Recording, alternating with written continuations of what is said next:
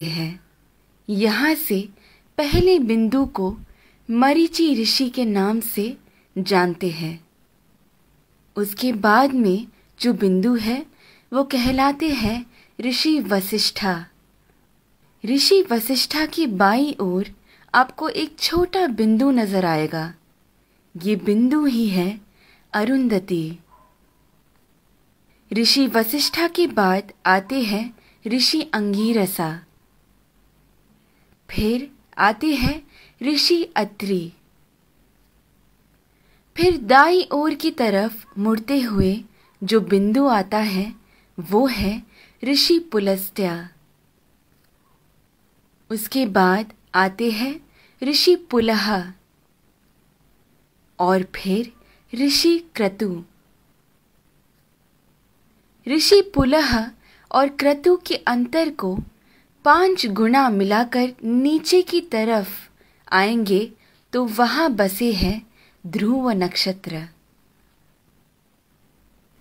सदा उत्तर में रहने की वजह से उसे ध्रुव नक्षत्र कहा जाता है।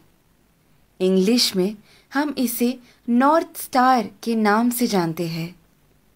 बाल्यावस्था के ध्रुव नक्षत्र अगर उत्तर में बसे हैं तो वृद्धावस्था के अगस्त्य नक्षत्र दक्षिण में बसे हैं। अगस्त्य और ध्रुव नक्षत्र हमेशा उसी स्थान पर ही पाए जाते हैं। इन दोनों के बीच में मौजूद आकाश गंगा सतत घूमती रहती है। इस कारण से हमारी धरती अक्ष के ऊपर घूमकर घूमती रहती है। ये सच है कि सारा जगत भगवान के इर्द गिर्द घूमता रहता है, लेकिन वो हमें कभी नजर नहीं आ सकता। भूमि के अनेक कालों में से उसे 4 काल में छांटते हैं। ऊपर नजर आ रहा पीठ के बल सोया हुआ प्रश्न चिन्ह के आकार में बना हुआ सप्त ऋषि मंडल हमें वसंत ऋतु में ठीक ऐसे ही नजर आता है। आगे बढ़ते हुए शिशिर ऋतु यानी ठंड के मौसम में हमें सप्त ऋषि मंडल ऐसे नजर आता है। फिर शरद ऋतु में जब सारे पत्ते झड़ने लगते हैं तब सप्त ऋषि मंडल हमें ऐसे पीठ के बल सोया हुआ प्रश्न चिन्ह के आकार में नजर आता है। और फिर ग्रीष्म ऋतु यानी गर्मी के मौसम में हमें सप्त ऋषि मंडल ऐसे शीर्षासन कर रहे प्रश्न चिन्ह के आकृति में नजर आता है। चाहे जो भी हो, जब हम ये सारे प्रश्न चिन्हों को एक साथ में देखते हैं, हमारे सामने एक विशेष आकृति हमें बनता हुआ नजर आता है। वही कहलाता है हमारा स्वस्तिक।